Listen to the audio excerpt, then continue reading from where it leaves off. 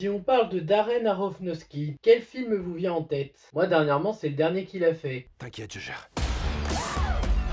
Bonjour à tous, aujourd'hui on parle de Pris au piège réalisé par Darren Aronofsky, mais je vais vite fait avant revenir sur sa filmographie. Bon, j'ai pas vu tous ses films, je tiens à vous le dire. Évidemment, je connais son plus culte, Requiem for a Dream. Il y a également Mother que j'ai vu, qui a pas mal divisé, mais moi à l'époque au ciné je l'avais apprécié. À l'époque, faudrait que je le revoie aujourd'hui pour me faire une nouvelle idée. Et sinon, Black Swan aussi avec Nathalie Portman que j'avais apprécié. D'ailleurs, ça me fait penser que j'ai pas mis le Blu-ray. En même temps, il est dans mon autre maison. C'est pas pratique. Donc aujourd'hui, on parle de son dernier film, Pris au piège. Nouveau film sorti au cinéma il y a peu de temps. Film que j'avais pas spécialement envie de voir, mais en même temps, je vous avoue que dernièrement, j'avais pas le moral et donc je me suis un peu éloigné des news ciné un long moment. Bon là ça va un peu mieux Donc j'ai fini quand même par en entendre parler, je me suis dit bon, allons le voir. T'as pas beaucoup de films dans le top, même si je pense pas qu'il y sera. Et ce film était bien. Non vraiment, je vous assure, ce film de Darren Aronofsky était génial. J'aime beaucoup la structure narrative, la mise en scène qui est très bien gérée, le symbolisme aussi, que ce soit le chat, Yvonne, la copine de Hank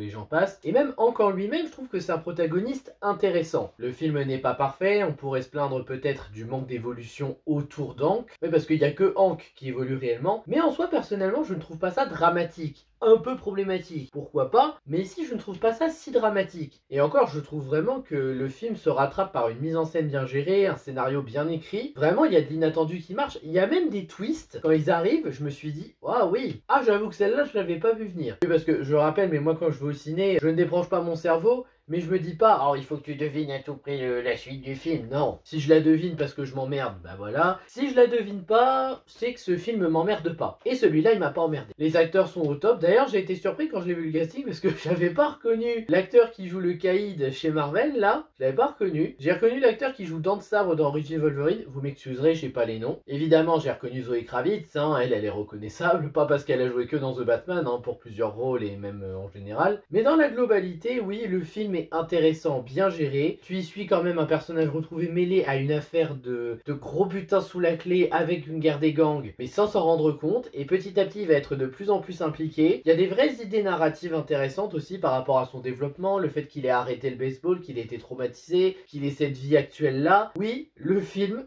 est très bien. Ah oui, je fais une critique courte, je suis désolé.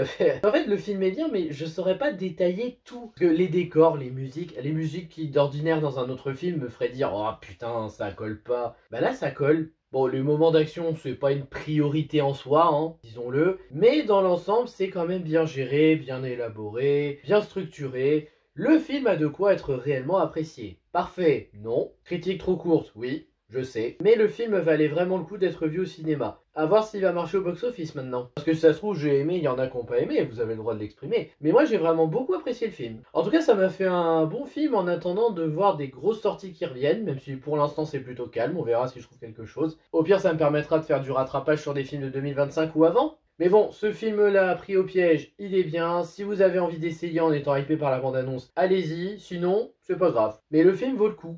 Vraiment. Voilà, un petit avis rapide sur Pris au piège de Darren Aronofsky. J'espère que ça vous aura intéressé. N'hésitez pas à liker, partager, vous abonner, à me donner votre avis sur le film en commentaire si vous l'avez vu et que vous avez envie de le partager. Et je vous dis à bientôt pour de prochaines vidéos. Ciao!